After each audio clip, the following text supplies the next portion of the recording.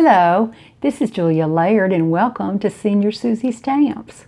Today I want to talk a little bit about how I do precision two-step stamping with rubber stamps. Come on, I'll show you how. These are the cards that I want to show you that I made with these stamp sets. The reason I chose these older, this is a 2005 Stampin' Up set, and here's the primary stamp and here's the secondary color stamp, and so forth and so on. But these are very, very available on places like Etsy and eBay. They're reasonably priced. The last time I checked on this set, I think it was $10 delivered to your door. And these are pretty little cards. And if you do a two-step with these, this is what you get. And here's the inside. I just think those are beautiful. And for a young stamper that maybe doesn't have a lot of inventory, this is a good way to get some. Here's another one. Here's a set. This is the two-step process here on both of these. And this is the stamp set. And this stamp set, the last time I checked, I think you could get it for like $8.50 delivered to your door out of eBay. That may be a little bit more now, I don't know, but they're reasonably priced. Here's one that I've done. And these are all just old rubber two-step stamps. Now, one of the things that you'll need to learn is how to mount these stamps, and so that you can take them off. And there's a video on my channel that'll show you just exactly how to do that, and I'll link that at the end for you. But let me show you how I've done this, how I created the jig. And I use a piece of acetate. These are some butterflies that came from the Dollar Tree, and I always save this acetate piece for any one of a number of reasons, but for this reason it makes an outstanding jig. And all you need to do is to cut down. There's a little, let's see if you all can see it. See, there's a little beveled edge there, and you just cut it down so that the beveled edge is gone. The one thing about the acetate that you have to have is the flexibility. You don't want one of those that's real super stiff, and you also in turn don't want one that's just flimsy. So let's make our first cut, and it doesn't matter where. You just want to get something to square against. So you're turning against your cut side, and see it cuts off quite a bit up here, and then hold it good and sturdy. And by the time you cut all four sides, then you should have a nice squared up piece of acetate to use. And that's what that is. Now on your Misti, what you want to make sure is that you've got a good solid feel when you put that down in the corner. And see, that's not going anywhere, and that's crucial right there. What I like to do when I'm working on a project is give myself a little reference point, and I know that that's going to go in this corner. So now, having done that, let's go ahead and get started on doing a two-step card. This set right here, primarily because I just love that flower. And I need a nice thank you card. So twofer. Here we go. Okay, now I'm going to stabilize that, and I'm going to pull my stamp off, and I'm going to put it somewhere over kind of here in the middle, and that gives me plenty of room to, well, it's not on the middle, it's over here on the side, and that gives me plenty of room to adjust placement for my paper without getting outside the edge of the Misti. I'm going to pick that up, and I'm going to stamp that onto that acetate then with some Memento Black. Now, I just use the Memento Black as my acetate stamping ink because it comes off really easily. Just let that transfer a little bit. Now, you can see there's an impression there where you want to place it on your card front. About like that, I think, don't you? And double check my corner here, because that's what's important. Now I'm going to pull my jig away and re-ink my stamp.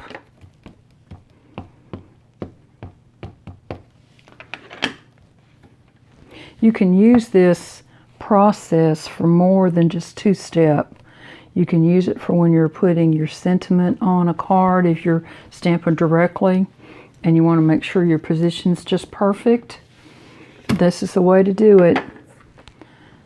Now I'm going to clean that stamp because I'm going to leave it on the platform. I'll pull my paper.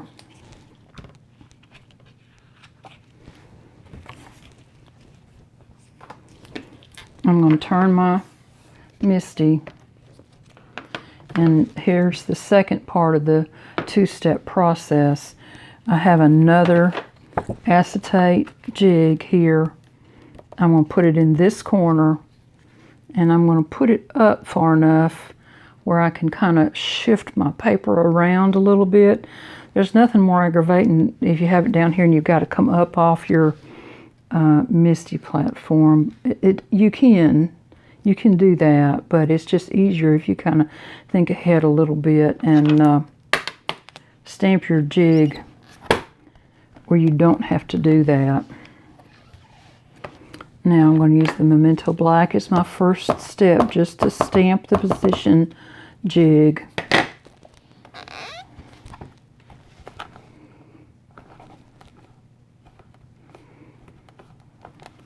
Now, there's that. And I'm going to bring my piece back in and slip it right up underneath there. And position it where I think I want it.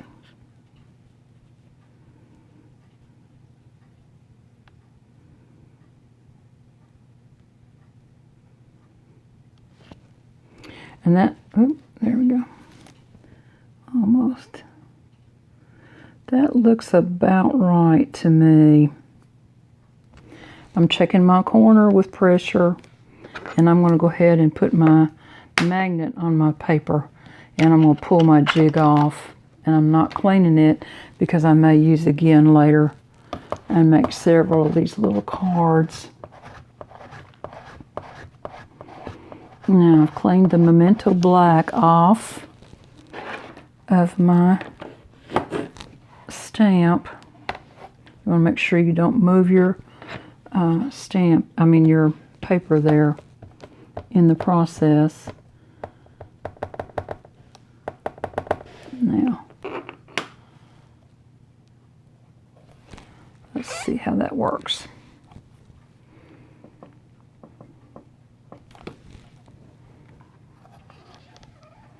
Oh, I think that looks pretty good. It's kind of a little watercolor effect. And I'm going to put a little darker around the outside, I think. Just a little, not too much. Just to give it a little bit of interest. So you can see now, oh, that's going to be pretty, isn't it? Yep.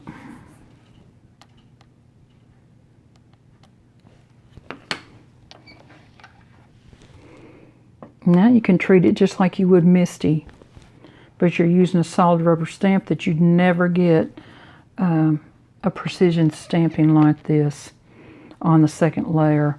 We're going to go in, I'm going to clean that lavender off and switch out to, which one was it? Sweet Plum. I want to switch out to the green, and I've got my finger here so I'm not going to move it.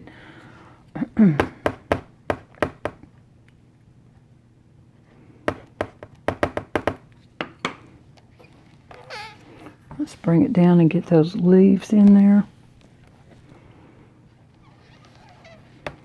I think I'm going to put just a little more color on the sides of those leaves a little bit.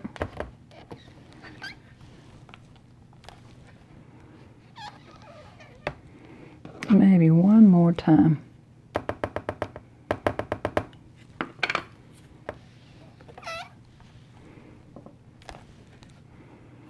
There, that's good. Now I'm going to cover my ink up.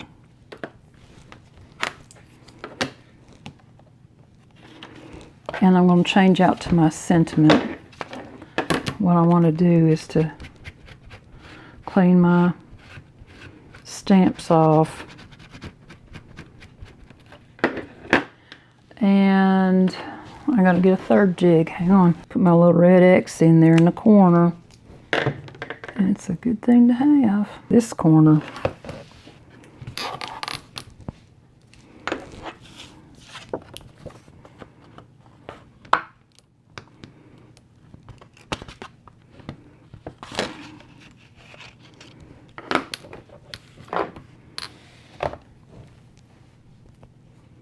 And see if I can get it picked up over here without getting in conflict with it. Yep, there we go.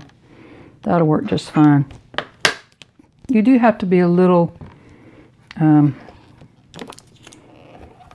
trial and error on this until you figure it all out. But I think I'll be okay with my magnet down here. Now, I think right like that. And see, if I had stamped that down just from the stamp, I might not have gotten it quite exactly right where I wanted it, and I'd have just had to make do with it.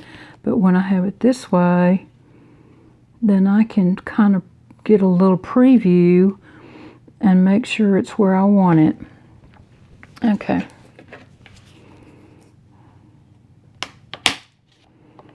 I don't know. I think maybe that'll come on around here. Pull my jig out of the way. Now I'm changing out to VersaFine black for my sentiment. All right. Oof. That makes me nervous, but here we go. I've cleaned it.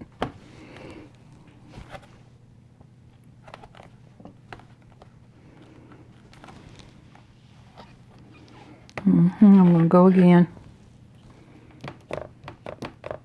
This stamp is not supposed to be a solid stamp. It has a little texture in it. So you can see the stamp itself. It's got a little shadowy texture there. There. Now, that one's done. All I have to do is mount it up onto a card base, and it's good to go. So I hope this helps you. And these little pieces of acetate are wonderful for doing this sort of thing, and it doesn't cost you anything, and it makes your Misti an even more valuable tool, because now if you remount your rubber stamps where you can use them on the Misti, like what I've got here, and I'll link that video for you. Here's the card finished. I added a little black ink spatter, a doodled outline edge. This is one of those butterflies from the Dollar Tree, and some little lavender colored gems. Well, this is Julia Laird with Senior Susie Stamps. I hope you'll subscribe and come back soon.